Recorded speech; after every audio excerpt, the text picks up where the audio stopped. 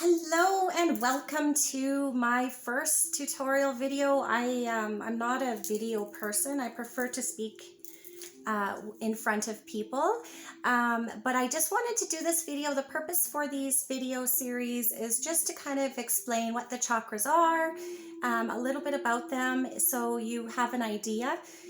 Many of you already know quite a bit about the chakras, but there are some techniques in the series that may be new to you or interesting for you. So thank you so much for joining and for taking your time to watch the video.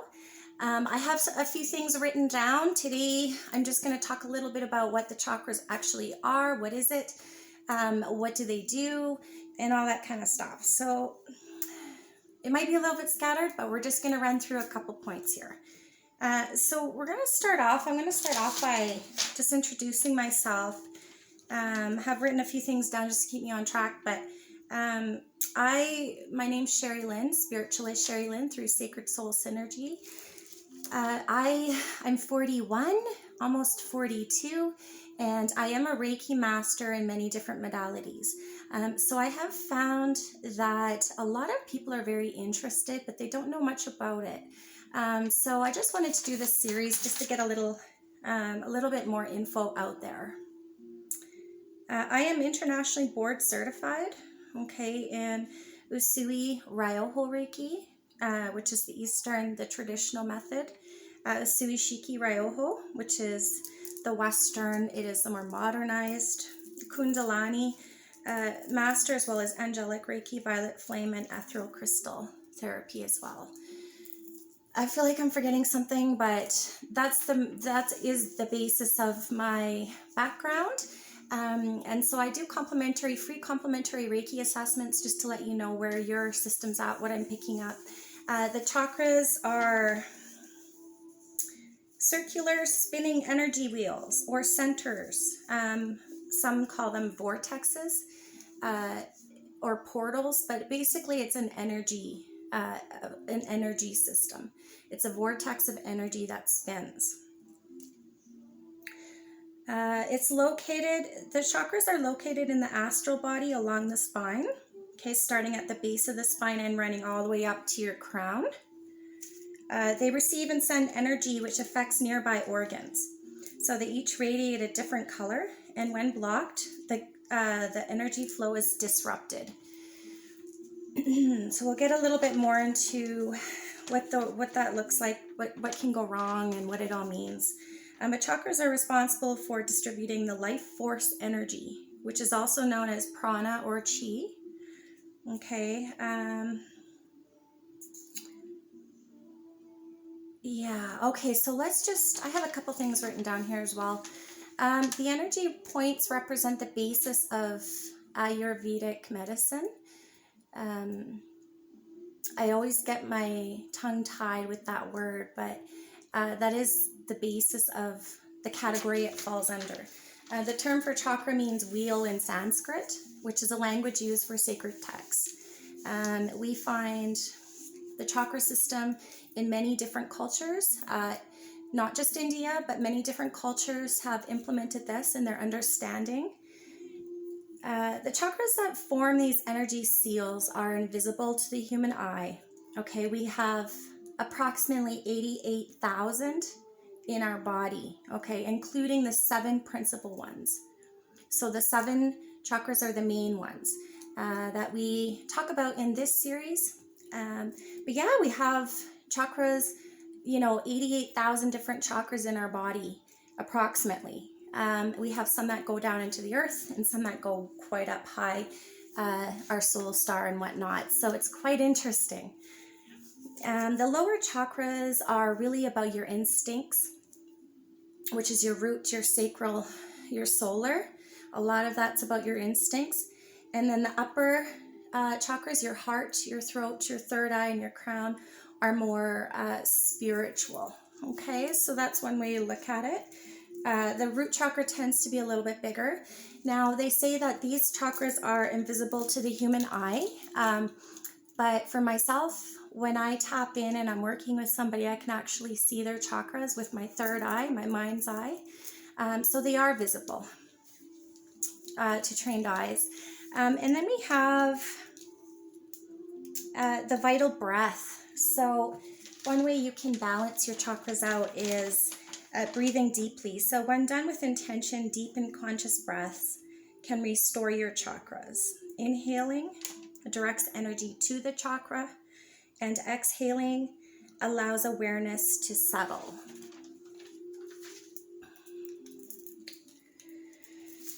The vital breath may be called prana or chi. That's what people may know this as. And when the flow of energy is unblocked, it flows smoothly all throughout. Our chakras are in balance and we are at peace. So the way that I like to describe the chakra system is very much like a pond with little streams that go to the next pond, and then little streams that go to the next pond. And so what happens is when one of those ponds has a little bit of congestion, or it's blocked, or there's something in the way, then it affects the flow of the energy. Okay, so when all the chakras are open, the stream flows nice and smooth all throughout, and it's a very peaceful alignment that you come into.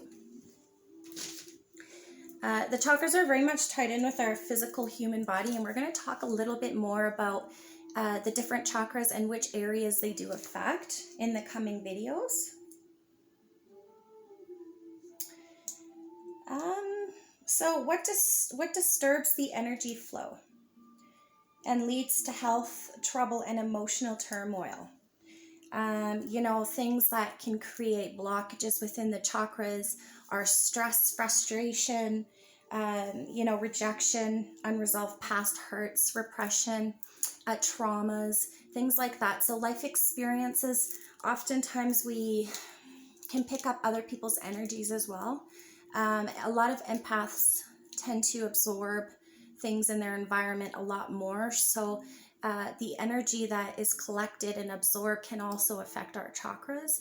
So extremely important to make sure that we're releasing whatever it is that we're absorbing. It's okay to absorb, but you also need to release. So a lot of the stuff that's there is not ours to carry. Several paths can lead to balance. So we have yoga, meditation, exercise, Reiki sessions for realignment, crystal therapy.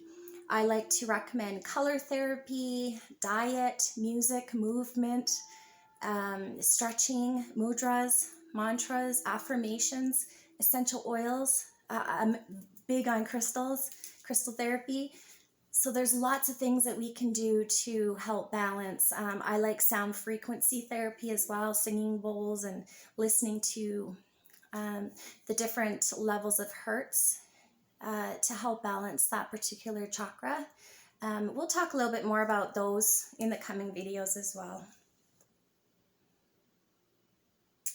So balanced chakras means good physical, mental, and emotional health, basically.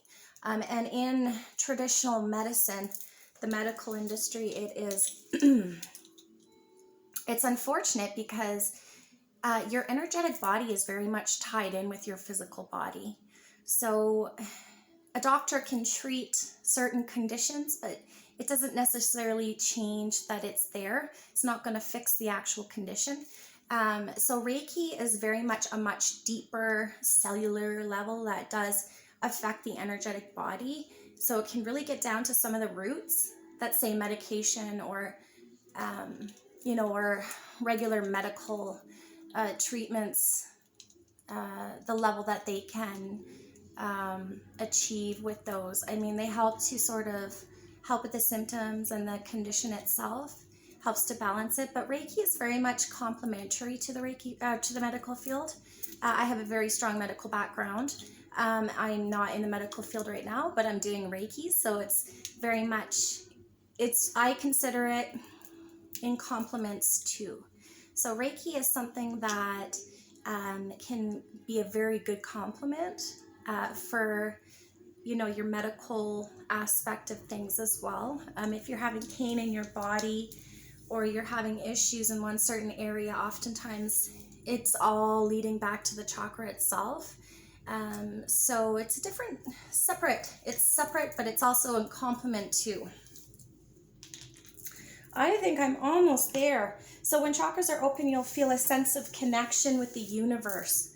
And then, you know, through your earth star, if you're grounded and your chakras are open and flowing smoothly, then you feel grounded. You feel connected to the universe, and you have your place and your purpose and your understanding and your meaning.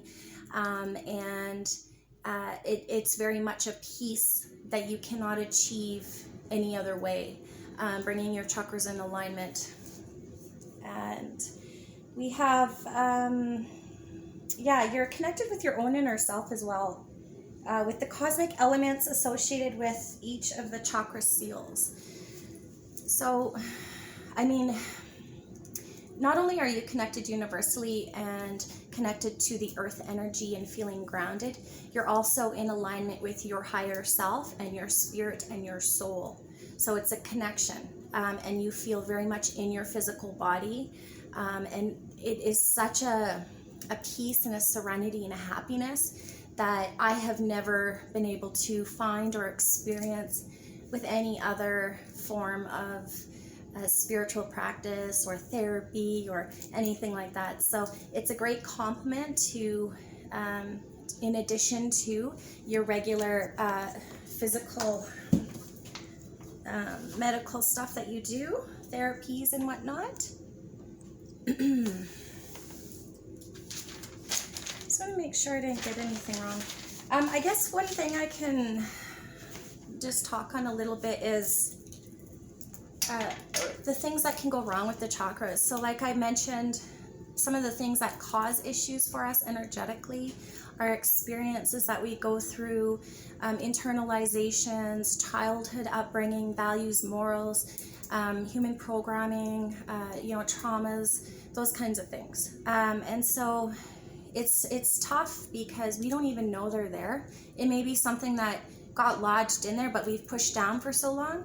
But now it's creating back issues, and the doctors don't really say nothing's wrong or, that kind of thing. So some of the things that we look for as Reiki master or Reiki practitioners, we check the chakras. Now, the chakras can actually be out of alignment, so they can kind of be shifted. Sometimes they tilt. Sometimes they're completely blocked where they're not even spinning. Sometimes they're spinning too slow, sometimes they're spinning too fast.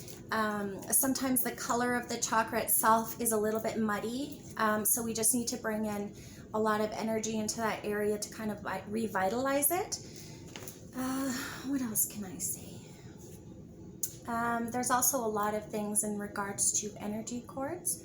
So we have these energy cords that we do cord removal, cord detachment, whatever you want to call it, cord cutting. And the cords are energetic. They're like little umbilical cords almost to different things in our life as we go through our journey.